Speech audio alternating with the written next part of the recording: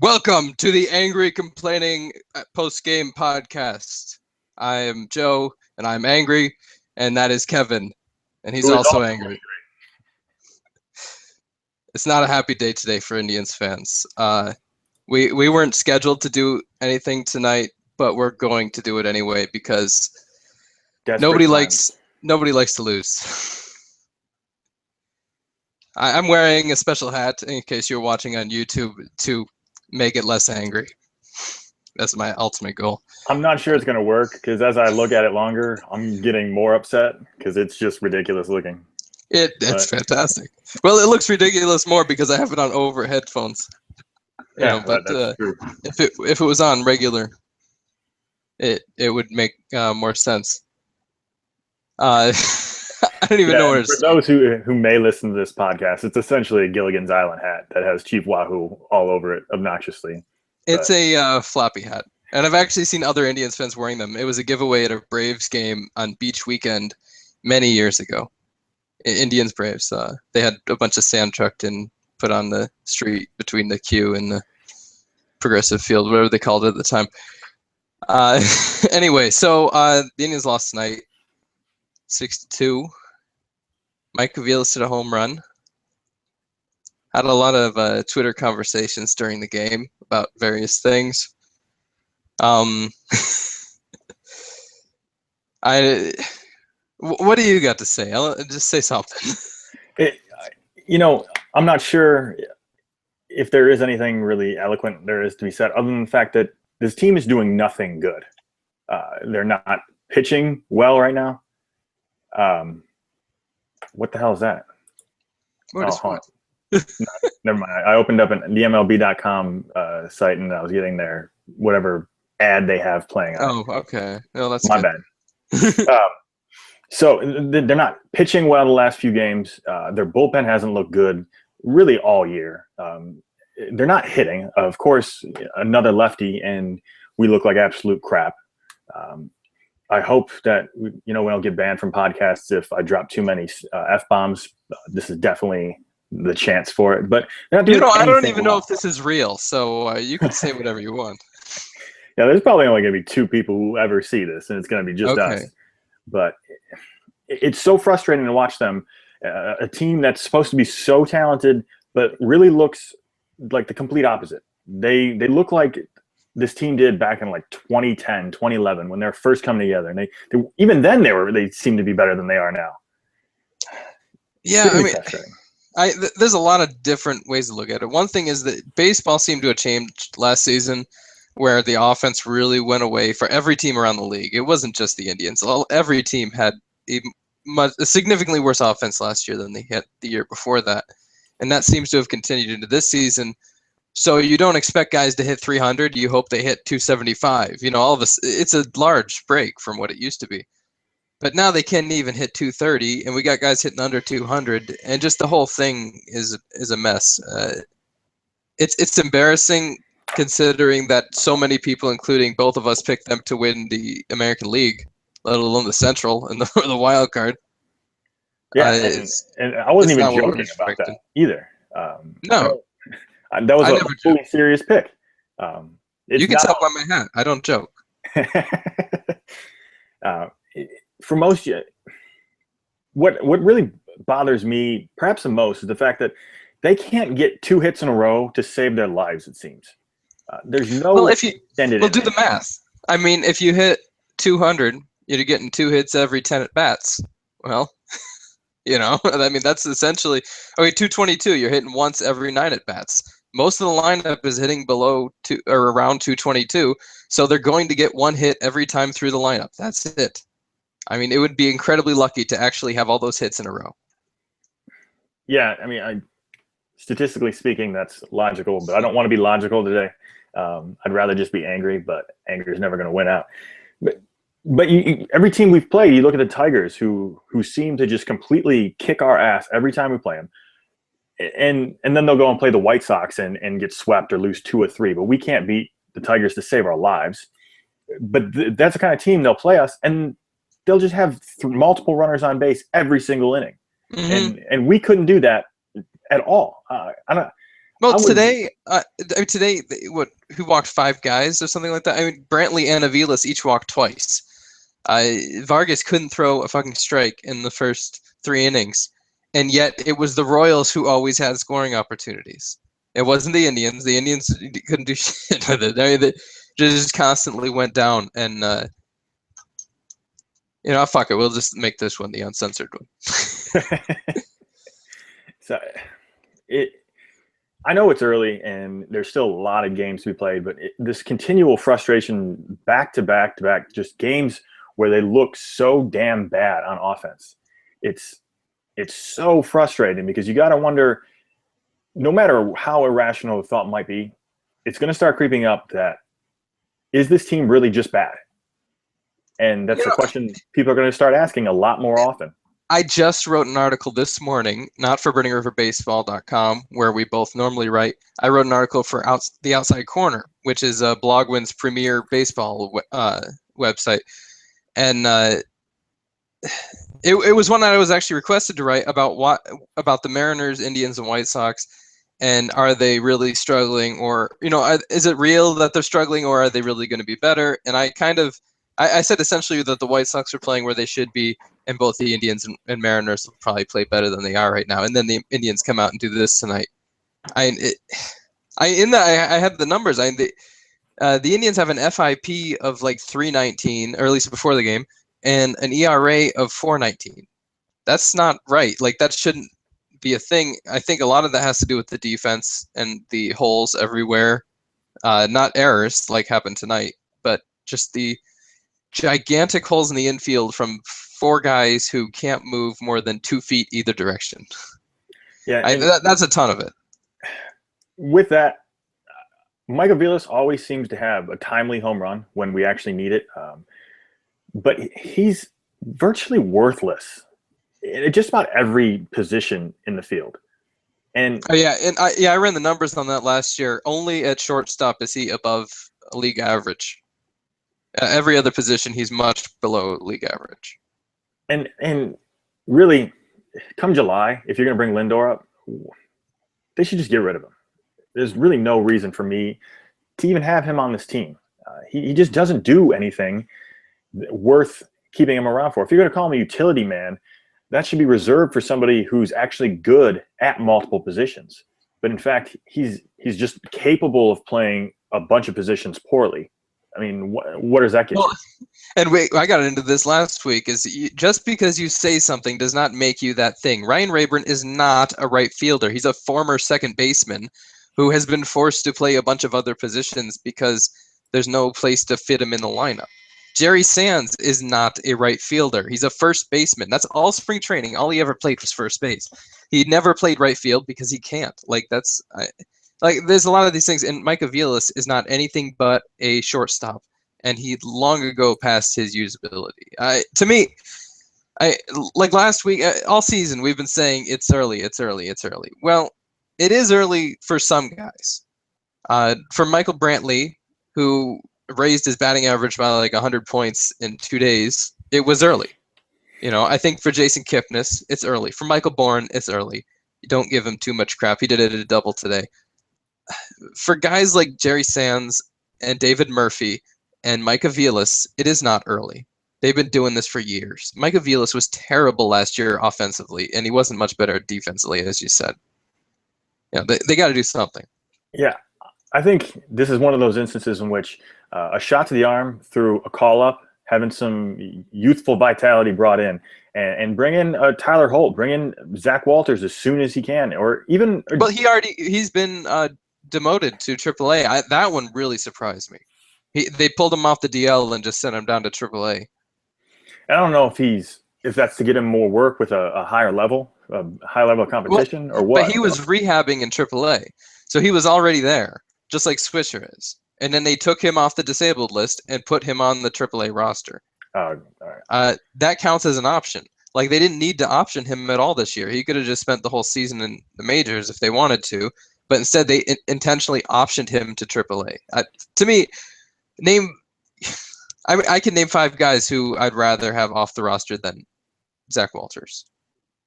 Oh, well, yeah, absolutely. And what's Jerry Sands really done for the team other than the Detroit game where he hit every big hit we needed and drove in like 4 or 5 runs that game?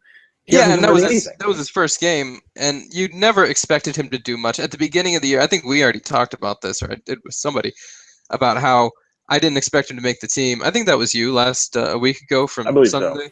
Yeah, you were saying how Tito wanted him on the Yeah, team because he thought he could help him later in the season. But I still never thought he should have been on the team because there are guys like Jesus Aguilar and Tyler Holt who can help in more than one way. Well, Aguilar can only help one way, but Holt can help in multiple ways. So but is you've got Aguilar going to be any worse at hitting than Jerry Sands? I don't think you can say no, that and I that's think the case. he's got a much bigger future. Yeah, it's time to actually give him a damn chance.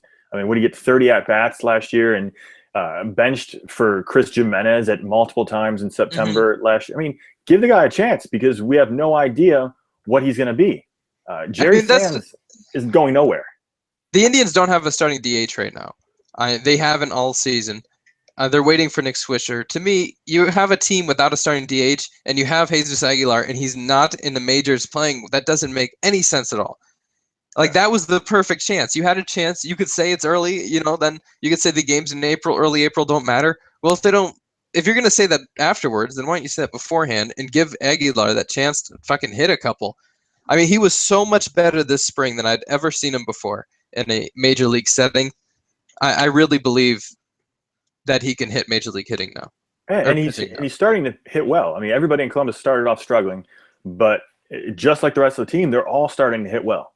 And how many times you want this guy to play AAA? He's already proved that he's better than AAA. I mean, yeah, and the people who do the free Lindor free, and this was another thing we got into tonight. They write free Hold, free Lindor, free all those guys. I used to say something similar to that with Matt Laporta, which was, if you're not going to play Laporta every single day and try to turn him into a major league all-star, then release him. What are you doing ruining this guy's life by keeping him in AAA forever? And I generally agree with that with Aguilar now. You're like wasting his life. He could be with another team, like earning a living in the majors. There are other teams that could use him. absolutely. So let him go. Trade him. Release him. Do something. Do not keep him there forever. It's an awful thing to do to a human being.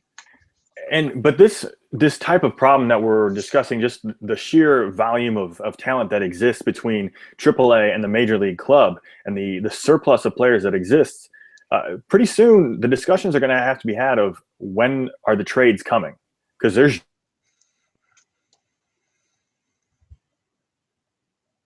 Ooh, I lost you. playing pretty well. He's hitting pretty well decently. Trade him. Get rid of him. Take him to somebody who is willing to give you $6 and a case of beer. Just get rid of him. Bring somebody else up who can play defense instead of the occasional pinch hit home run. I lost the whole audio there. Who are you talking about? Sorry. Well, I got the end of it, but I didn't hear the name. Rayburn, maybe? David Murphy. David Murphy. Oh, David Murphy. Oh, absolutely. But I don't know if they could even trade David Murphy. Actually, at the beginning of the season, and I believe Murphy's a better player than Rayburn, both offensively and defensively. But at the beginning of the season, when I was saying to release Rayburn, it was essentially because he costs less than Murphy. I mean, I would have no problem releasing both of them. It's just like, which guys you are going to help the team win the best, and they are not the 25 men that are in Cleveland right now. No. There's I would say that you're right with saying that there's probably 4 guys who shouldn't be on this roster right now, and there's probably 4 guys in AAA that should be. Yeah, and there was actually a rumor today that the Indians are interested in Jared Saltalamacchia. That's bullshit. Coming it's from the dumbest move ever. Okay. So pissed if he had one good season and he turned that into a contract in 2013 in Boston. He has always been a shit hitter. If we're going to sit here and discuss about how poorly the Indians are hitting, he will not add to that whatsoever. Okay. My only point was he's essentially like a Zach Walters who can play backup catcher. And I mean, you could use him in there, hit him as a pinch hitter or something, and just hope he can hit a home run. Whereas pretty much the entire roster right now, I would say, is incapable of hitting a home run, mostly because they're trying to hit a home run in every single at bat. And we would get him for like a prorated league minimum, where it would be league Marlins minimum. That's the so bonus. but he'd have to just be a pinch hit guy or an occasional start guy. Well, I think he'd be like once a week a catcher. You get rid of Brett Hayes. I mean, that's what I was thinking. Theoretically, I guess it would be better than Brett Hayes, but is he really going to want to sign for somebody who he's never going to get solid playing time? I'm sure somebody out there is going to think that he can play multiple times a week. And if he starts playing multiple times a week for us, season's gone to shit. Yeah, I mean, he's a 100 hitter.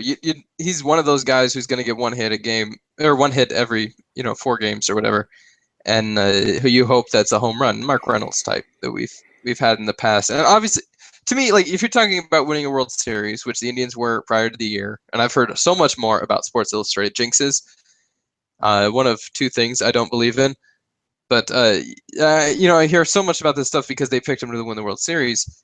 You're not going to win a World Series with David Murphy on a roster. You're not going to win a World Series with Ryan Rayburn on the roster. So replace them now with guys who you could win a World Series with, like Tyler Holt, like Francisco Lindor. I mean, I get Lindor or whatever, but that goes back to the Ramirez Aviles thing.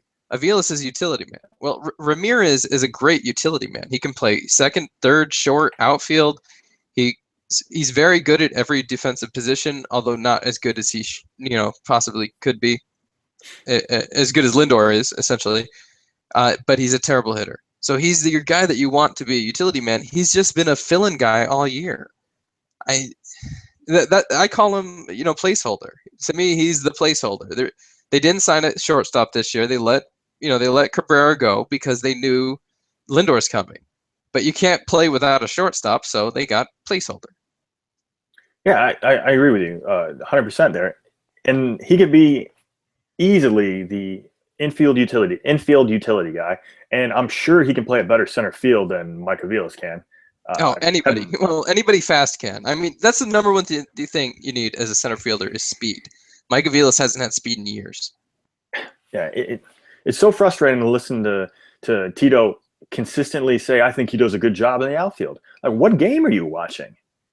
He clearly blew that Chicago game. He always sticks up for his guys, and I understand that. I actually don't have a problem with him saying that. I have no problem with anything he says. I have a problem with what he does. Like, to me, it doesn't bug me. You say he's a good outfielder. Well, that's fine. You can say it. Just don't put him out there. That's the issue. It isn't. I don't want him to start trashing his own players. That leads to a bad, toxic environment. Yeah, and I think he learned from Boston. And he's historically the player's first kind of guy, which in the long term is great. You're right.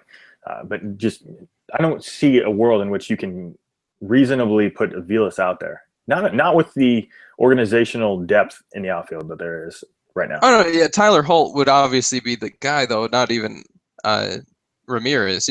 Tyler Holt is a center fielder. I've seen him play center field at multiple levels. He's a very, very good center fielder. He can play right field if you need him to, but he is a center fielder. This is his job. Kenny Lofton was a center fielder. Grady Sizemore was a center fielder. Michael Bourne is not a center fielder anymore. He used to be, but he's not anymore. That's, to me, even Michael Brantley is not a center fielder anymore. He's not fast enough. He doesn't have enough range. But Tyler Holt does. No, unfortunately, we're strapped with that $13 million plus contract that has to start in center field every single day. But it doesn't. I mean, we've talked about this before on the Weekend Update show. The whole idea of sunk costs. A sunk cost is sunk. It doesn't matter if you use it or not. It's completely irrelevant. It's sunk. You paid it. It's done. It's not like football where you can cut a guy and not have to pay him. You have to pay Bourne. We know that. So you can try to trade him. You can drop him. You can bench him. You can bat him ninth. You can play him in left field. There's a lot of different options. You don't have to start him in center field and bat him leadoff. And obviously now they've finally in the last 2 games moved him down to the bottom of the lineup. And the problem is that is logical and makes sense, but that's not how a team's going to work when they just signed a guy to a big contract like that, especially when there's so much pressure from everybody else around them to make sure that these big signings actually work out. So Bourne's going to be hanging around and playing way too long in the Indians uniform, and that's pretty much any game past today, in my opinion. But why are we even talking about Bourne with $14 million when there's David Murphy who's making like $4 million, and he's too expensive to drop? I think maybe they'd owe him $8 million or something like that if they dropped him right now. Whatever he's owed this year plus a little bit for an option next year. I don't have the numbers in front of me, and this isn't really a serious podcast anyway. No. If anybody's actually taking anything we say seriously, then something to say about you. I wish I had some booze, but it's in the kitchen and I'm in the bedroom. It's such a quandary. Yes. If they won't drop Rayburn or Murphy, just because of the money. That's the only reason they have not to drop those guys. It's just because of the money. Then they're never going to drop Bourne or Swisher. Obviously, it's irrelevant of the difference in talent. Needless to say, this has been a very frustrating start to the season. April's over in like 3 days. I gotta hope May, something like that, turns around. But unfortunately, we're still digging ourselves in such a big hole that you're almost forcing yourself to have long winning streaks, which aren't unheard of, but in a Central this year that is much more competitive than it was last year and 2 years before, it's going to make it much more difficult to do. And well, here's the thing: the Indians don't play the Tigers again until June, and it's like late June, so they've got quite a spell of no Tiger games. A month and a half. There's no reason they couldn't win a lot of those games.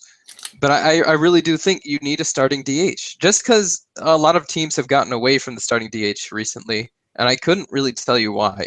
I mean, David Ortiz is still doing it for Boston. The teams that have had starting DHs usually do well with them. So I don't really know why, other than saving money, teams are doing this now. But it has become a trend not to have a starting DH. The Indians need a starting DH. They do not have enough offense coming from the fielders. Chisenhall is not going to produce an offense of a normal third baseman. Moss is not producing as like an all-star right fielder. Kipnis isn't even producing as a second baseman. Santana hasn't done shit yet this year. You need a guy to hit DH, to play DH every day who can actually hit.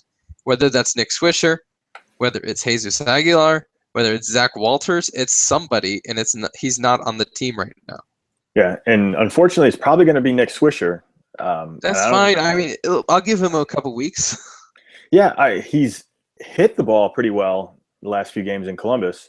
A friend of mine who was at the game this weekend said he looks like he could barely run still, like what you mentioned. Yeah, that's what I saw him here, and he could barely move. But I mean, if he can hit, so what? I mean, it's not like everyone is a speedster out there. No, I agree with you. If he's hitting the ball, it's all right as long as there's people on base, especially. So somebody's got to start hitting the ball. What we really need is Mark Reynolds in April of 2013, where he just kind of carried us for a month and a half or so. Had a great, short time that he was with us, and was god awful after that and ended up getting released. But somebody's got to step up. There's got to be somebody that does something. I had this conversation yesterday on the Weekend Update show with Cody, and we just, like last year it was Lonnie Chisenhall and Michael Brantley. They really carried the offense early on, and this year it really is nobody. I have to wonder. There's so many times when you bring up a rookie and he's incredible. And I'll use Jose Ramirez 2 years ago. When they brought him up in September, he was like, you get to say spark plug. I guess that's an overused term. But he did stuff that you didn't see. I believe there was a time where he was on first, Drew Stubbs bunted out, and he scored. Like, he scored from first on a sacrifice bunt. Like, that type of stuff you can't teach that. Michael Bourne can't do that. Nick Swisher can't do that. That's the type of stuff you need. You know who can do that? Francisco Lindor. I mean, it just, and beside the fact, I said on Twitter that I won't complain about attendance, but there was less than 10,000 people at a day. I bet you they bring up Lindor. That's a 4,000 person walk up at least. Oh, easily. So I mean, we get that in Goodyear in spring training when all of a sudden we hear somebody's coming in, Albert Pujols or it was Mike Trout or a couple years ago with Yu Darvish in his first starts. You'd get like 4,000 people walking up to see those games. You didn't, you weren't planning on selling those tickets. So you bring in Lindor, it really would bring in fans, and I think it would help invigorate the team because they know that the best shortstop defensively and offensively in the entire Indians organization from MLB to rookie ball is Francisco Lindor. If he's not, if he's the best, why isn't he the starting shortstop in the majors? And as somebody who's played sports, if he makes a great diving play and throws a guy out at first, that just makes everybody so much more excited and reared to go, because that's an exciting thing that it brings life to the team. And he's going to be doing that at a consistent basis for the rest of his career because he's just a phenomenal defensive player. And I think that's exactly the kind of spark that they could use, is somebody out there who's bringing excitement to every pitch. The fact that if it's hit to him, he's pretty much going to make it out because he's that good. And I think we're beyond the point where he's already got his extra year.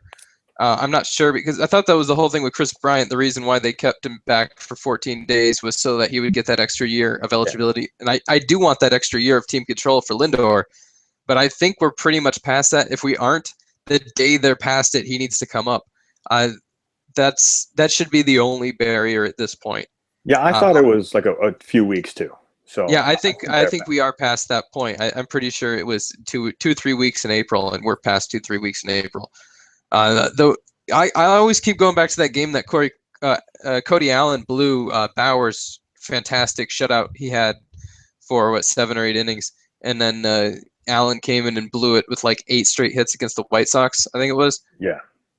That game, if you look at those hits, the first hit was to Aviles. We already talked about that. Fine, whatever. You gave up a double. Who cares either way? You had a 3-run lead. A double is not that big of a deal. All the hits that he then gave up were through the holes in the infield. I think there were 3 in a row through the hole between short and third. Oh, yeah. I'm pretty sure that Lindor could have caught at least 2 of them. So I mean, Ramirez isn't even getting close to them. But I think with better infield placement and a little more range, you're seeing guys get out of those innings. And that was another thing with the article I wrote this morning. The Indians' batting average on balls in play against their pitching is the worst in baseball by 20 points. It's 350 something compared to like 320 or I think it's 30 points. I think 320 is the second worst. Theirs is 350. That's awful. Is that starters or is that full staff? That's everybody. That's the entire pitching rotation. I think, pitching staff.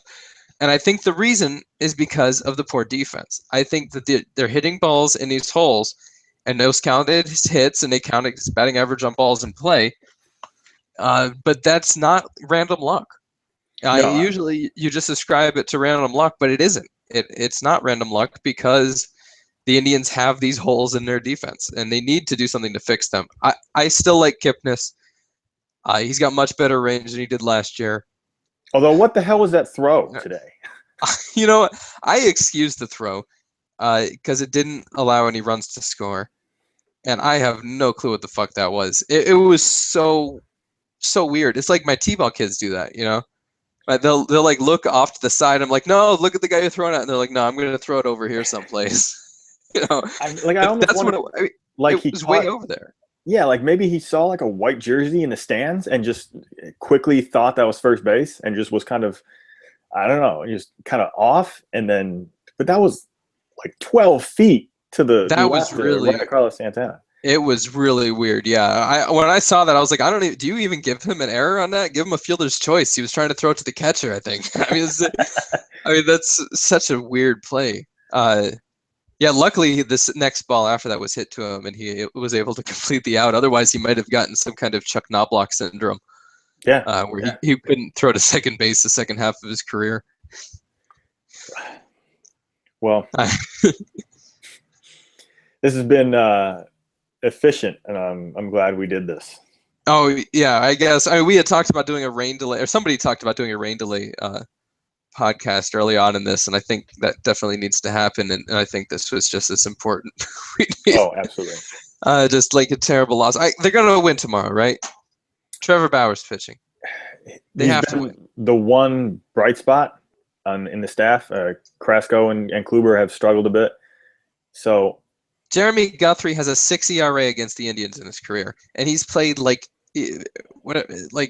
10 games at least, 10 starts. Jason Vargas has like a 5-something ERA, or 6-something ERA, and we got 3 hits off of him. Well, they got a bunch of walks. Still, I mean, he allowed 2 runs, so I think that ties his low for the season. But in this 2 or 3 starts, he's allowed 5 runs plus in most of those. Like this is a guy who's not very good. You have to win these games because when you're going to have Ventura at the last game, and they're not going to beat him. I'm excited. I think they will, because I think Bauer's going to start something tomorrow, but he's not going to get in trouble for it, and Ventura is going to retaliate and get ejected. So I think they will beat Ventura. I can't imagine Ventura being that stupid, although I think he is that stupid. He very well might be being ejected from 2 games in a row. But if he's not if he doesn't do anything stupid and he keeps his head about him, he kills us. I don't have the stats in front of me. He's a very good pitcher. He is a very good pitcher, but we don't even hit him. Like, we don't even come close. No. Verlander is a very good pitcher, but we always hit Verlander. We always did well against him. We started doing well against Scherzer last year or so. Yeah. Ventura has just killed us. We have no answer for him. He might as well be a lefty. Yeah, no, he's incredible, and I actually liked him. I like him more now that he's starting fights. I really do. I love Ventura. He's on my fantasy team for a reason, because I wish he'd stay in the game more. Do they have goon points? Oh yeah, I never knew and I don't watch basketball at all. But the other day when Love got hurt, and they were all talking about on Twitter how Kendrick Perkins was going to attack the Celtics or something. I don't know what they wanted him to do, but they kept saying do something, Kendrick, and I guess some other guy that got suspended. I don't know anything about this stuff, but it looked like they're a great job explaining all of this. Did you watch the game? Because I saw highlights of it. I had to do the recap. I don't know the players. I don't know anything. But anyway, I do know Kendrick Perkins. He used to play for Celtics back when I watched basketball years ago. But so it seemed like they almost have goons in basketball now, like they have in hockey. So if they do, then we need some goons in baseball, I think. I mean, obviously they have the goon squad, but that was something different. They actually need some people out there to start fights. I root for Jerry Sands. We can bring John Rocker back. He's good for a few fights. I think Jerry Sands, start him against Ventura, have him hit a high. Hopefully, he'll hit a high fly ball on his first at bat as he's walking to first. Just yell something over to him. We can get this thing going really quick. Oh, I agree. I think he's the perfect patsy too. He throw a punch, he can get suspended. The Indians could just release him. What do we need him for? You give him a bonus on the way out under the table for starting the fights. That's exactly what we need. All right, I think we have wasted enough of people's time tonight. I hope this is posted somewhere. I hope you got to see it live and you got to see my really awesome Indians flappy hat, which maybe if they win tomorrow, I may wear this the rest of the season. I think it should definitely be a weekend update staple. Yeah, I definitely think so. I'm saving Mini Carlos for when I'm on the actual Tribe Time Now show, but I need a bit, so I think I'm going to go with this flappy hat, and this is going to be I think I'm going to take a picture of myself in this, and that'll be my selfie for the site, the Tribe Time Now site too. I think that's right. We got to have one of those. I think that's the way to go. All right. Well, it's been great being with you in the Angry Post Game Show with Angry Joe at BRBBLOG on Twitter and Angry Kevin at KGall206. We will see you next time on our various podcasts and see ya. internet article things.